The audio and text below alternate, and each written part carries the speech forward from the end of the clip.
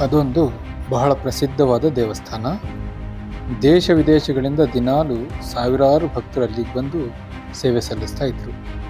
ಆ ಗರ್ಭಗುಡಿಯ ಸುತ್ತಲಿನ ಸ್ಥಳನ ಗುಡಿಸೋಕೆ ಒಬ್ಬ ವ್ಯಕ್ತಿ ನೇಮಕ ಆಗಿದ್ದ. ಬಹಳ ಶ್ರದ್ಧೆಯಿಂದ ಭಕ್ತಿಯಿಂದ ಗರ್ಭಗುಡಿಯ ಪ್ರದೇಶನ ಶುದ್ಧವಾಗಿ ಇಡ್ತಾ ಇದ್ದ. ಅವನು ಅಲ್ಲಿಯೇ ಓಡಾಡ್ತಾ ಇದ್ದುದರಿಂದ ವಿಗ್ರಹದ ದರ್ಶನ ಸದಾ ಆಗ್ತಾನೇ ಇತ್ತು.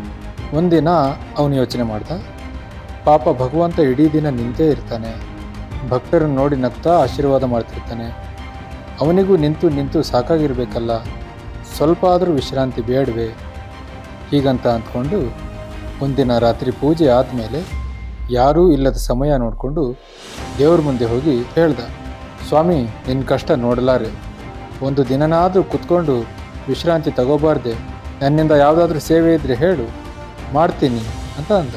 ಭಗವಂತ ಮಾತಾಡೋಕ್ಕೆ ಶುರು ಮಾಡ್ದ, ಹೌದಪ್ಪ ನನಗೂ ವಿಶ್ರಾಂತಿ ಬೇಕು, ಒಂದು ಕೆಲಸ ಮಾಡೋಣ, ನಾಳೆ ಬೆಳಗ್ಗೆ ನಿನ್ನನ್ನು ನನ್ನಂತೆ ಬದಲಾಯಿಸ್ಬಿಡ್ತೀನಿ, ಒಂದಿನ ಪೂರ್ತಿ ನೀನೇ ಭಗವಂತ, ಆದರೆ ನೀನು ಮಾಡಬೇಕಾಗಿರೋದಿಷ್ಟೇ, ನನ್ನಂಗೆ ನಿಂತ್ಕೊಂಡು ಬಂದವರಿಗೆಲ್ಲ ನಗ್ನಗ್ತಾ ದರ್ಶನ ಕೊಡಬೇಕು ಅಷ್ಟೇ, ನೆನ್ಪಿಡು ನೀನು ವಿಗ್ರಹ ಮಾತ್ರ, ಯೋಜನೆಯೆಲ್ಲ ನಂದೇ.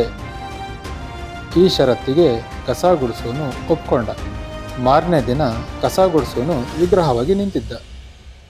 ಬೆಳಿಗ್ಗೆ ಒಬ್ಬ ಅತ್ಯಂತ ಶ್ರೀಮಂತ ಬಂದ, ಹುಂಡಿಯಲ್ಲಿ ಎಲ್ಲರಿಗೂ ಕಾಣುವಂತೆ 1 ಕೋಟಿ ರೂಪಾಯಿ ಹಾಕ್ದ. ವಿಗ್ರಹದ ಮುಂದೆ ಬಾಗಿ ನಮಸ್ಕಾರ ಮಾಡಿ ಹೊರಟೋದ. ಅವನು ಬಾಗ್ದಾಗ ಅವನ ಜೇಬಿನಲ್ಲಿದ್ದ ಪರ್ಸ್ ಕೆಳಗೆ ಬಿತ್ತು. ಅದರಲ್ಲಿ ಸಾಕಷ್ಟು ಹಣನೂ ಇತ್ತು. ಅವನು ಹೋದ್ಮೇಲೆ ಒಬ್ಬ ಬಡವ ಬಂದ, ತನ್ನ ಜೇಬಿನಿಂದ 1 ರೂಪಾಯಿ ತೆಗೆದು ಹುಂಡಿಗೆ ಹಾಕ್ದ. ದೇವರ ಮುಂದೆ ನಿಂತ್ಕೊಂಡು ಕೇಳ್ಕೊಂಡ, ಭಗವಂತ ನನ್ನ ಹತ್ರ ಏನೂ ಇಲ್ಲ, ನಮ್ಮ ಮನೇಲಿ ಯಾರಿಗೂ 2 ದಿನದಿಂದ ಊಟ ಇಲ್ಲ, ನಿನ್ನನ್ನು ನಾನೇನು ಕೇಳ್ತಾ ಇಲ್ಲ, ನಿನ್ನ ಪಾದಕ್ಕೆ ಬಿದ್ದಿದ್ದೀನಿ, ಏನಾದರೂ ಮಾಡು ಅಂತ ಕಣ್ಣೀರು ಹಾಕ್ದ. ಕಣ್ಣೀರು ಹಾಕಿ ಬಗ್ಗಿ ನಮಸ್ಕರಿಸೋಕೆ ಬಂದಾಗ ಅಲ್ಲಿ ಹಣ ತುಂಬಿದ ಪರ್ಸ್ ಕಾಣಿಸ್ತು. ಅಪ್ಪ ನನ್ನ ಮೇಲೆ ನಿನಗೆಷ್ಟು ಕರುಣೆ, ನನಗಾಗಿ ಹಣನ ಬಿಟ್ಬಿಟ್ಟಿದೆಯಲ್ಲ ಅಂಥೇಳಿ ಅದನ್ನು ತಗೊಂಡು ಹೊರಟ. ಅವನು ಹೋದ್ಮೇಲೆ ಅಲ್ಲಿಗೆ ಒಬ್ಬ ನಾವಿಕ ಬಂದ. ಅವನು ಆ ದಿನ ರಾತ್ರಿ ಸಮುದ್ರದ ಯಾನಕ್ಕೆ ಹೋಗಬೇಕಾಗಿತ್ತು. ಪ್ರಭು ನನ್ನ ಯಾತ್ರೆಯನ್ನು ಸುಗಮ ಮಾಡು ಅಂತ ಅವನು ಪ್ರಾರ್ಥನೆ ಮಾಡ್ದ. ಅಷ್ಟರಲ್ಲೇನಾಯಿತು ಅಂದರೆ, ಪರ್ಸ್ ಕಳ್ಕೊಂಡಿದ್ದ ಶ್ರೀಮಂತ ಪೊಲೀಸರ ಜೊತೆಗೆ ದೇವಸ್ಥಾನಕ್ಕೆ ಬಂದು ಗುಡಿಯಲ್ಲಿದ್ದ ನಾವಿಕನನ್ನು ಕಂಡ. ಇವನೇ ಕಳ್ಳ, ಅವನನ್ನು ಹಿಡ್ಕೊಳ್ರಿ ಅಂತ ಅಂದ. ಪೊಲೀಸರು ಅವನನ್ನು ಬಂಧಿಸೋಕೆ ಮುಂದಾದರು. ನಾವಿಕ, ದೇವರೇ ನನಗ್ಯಾಕಪ್ಪ ಈ ಶಿಕ್ಷೆ, ನಾನು ನಿರಪರಾಧಿ ಎಂದು ನಿನಗೆ ಗೊತ್ತಿಲ್ವೇ ಅಂತ ಅಂದ. ನನಗೆ ರಕ್ಷಣೆ ಕೊಡಬಾರ್ದೆ ಅಂತ ಹಲಬ್ದ. ದೇವರ ರೂಪದಲ್ಲಿದ್ದ ಕಸ ಗುಡಿಸೋನು ಇದನ್ನೆಲ್ಲ ನೋಡ್ತಾ ಇದ್ನಲ್ಲ, ಅವನಿಗೆ ಇದು ಅನ್ಯಾಯ, ಭಗವಂತನೇ ಇಲ್ಲಿದ್ದಿದ್ರೆ ಎಲ್ಲ ಸರಿ ಮಾಡ್ತಿದ್ದ ಅಂತ ಭಾವಿಸಿ ಮಾತಾಡ್ದ. ಕಳ್ಳ ನಾವಿಕನಲ್ಲ, ಪರ್ಸನ್ನು ತೆಗೆದುಕೊಂಡು ಹೋದವನು ಬಡವ ಅಂತ ಹೇಳಿಬಿಟ್ಟ. ದೇವರ ಮಾತನ್ನು ಕೇಳಿ ಪೊಲೀಸರು ನಾವಿಕನನ್ನು ಬಿಟ್ಬಿಟ್ರು, ಬಡವನನ್ನು ಸೆರೆ ಹಿಡಿದ್ರು.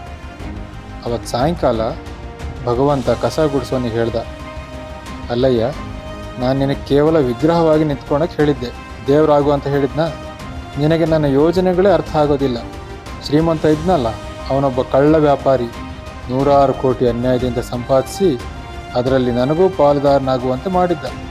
ಹಣನ ಹುಂಡಿಲಿ ಹಾಕಿದ್ದ. ಅವನಿಗೆ ಪರ್ಸಿನಲ್ಲಿದ್ದ ಹಣ ಲೆಕ್ಕನೇ ಇರಲಿಲ್ಲ. ಆದರೆ ಬಡವ ತನ್ನಲ್ಲಿದ್ದ ಒಂದೇ 1 ರೂಪಾಯಿಯನ್ನು ನನಗೆ ಸಮರ್ಪಿಸಿ ಸಮರ್ಪಣಾ ಭಾವ ಮೆರೆದಿದ್ದ. ಪರ್ಸ್ನಲ್ಲಿದ್ದ ಹಣ ಅವನಿಗೆ ಉಪಯೋಗಕ್ಕೆ ಬರ್ತಾ ಇತ್ತು. ಇನ್ನು ನಾವಿಕ, ಅವನು ಬಂಧಿತನಾಗಿದ್ದರೆ ಚೆನ್ನಾಗಿತ್ತು, ಯಾಕಂದರೆ ಅವನು ಪ್ರಯಾಣ ಮಾಡೋ ಹಡಗು ಬಿರುಗಾಳಿಗೆ ಸಿಕ್ಕಿ ಒಡೆದು ಹೋಗುತ್ತೆ. ಅವನ ಬಂಧನ ಅವನನ್ನು ಸಾವಿನಿಂದ ಪಾರು ಮಾಡ್ತಾ ಇತ್ತು. ಈಗ ನೀನು ಕರುಣೆ ಅಂದ್ಕೊಂಡು 3 ಅನ್ಯಾಯ ಮಾಡಿಬಿಟ್ಟಿದೆಯಾ. ಕಳಸ ಗುಡಿಸೋನು ದೇವ್ರ ಕಾಲಿಗೆ ಬಿದ್ದ, ಪ್ರಭು ನಿನ್ನ ಯೋಜನೆಗಳು ನಮಗೆ ಅರ್ಥ ಆಗೋದು ಅಸಾಧ್ಯ. ನಾವು ನಮಗಿರೋ ಮಿತಿಯಾದ ಬುದ್ಧಿಯಿಂದ ವಿತರ್ಕ ಮಾಡ್ತಾ ಇದೇ ಸರಿ ಇದೇ ತಪ್ಪು ಅಂತ ವಾದ ಮಾಡ್ತೀವಿ. ಆದರೆ ನಿಜವಾಗಿಯೂ ಯಾವುದು ಒಳ್ಳೆಯದು ಯಾವುದು ಕೆಟ್ಟದ್ದು ಎಂಬುದು ನಮ್ಮ ಆಲೋಚನೆಗೆ ಮೀರಿದ್ದು, ಅದು ನಿನ್ನ ಚೈತನ್ಯದ ವ್ಯಾಪ್ತಿಗೆ ಒಳಪಡುವಂಥದ್ದು ಅಂದ.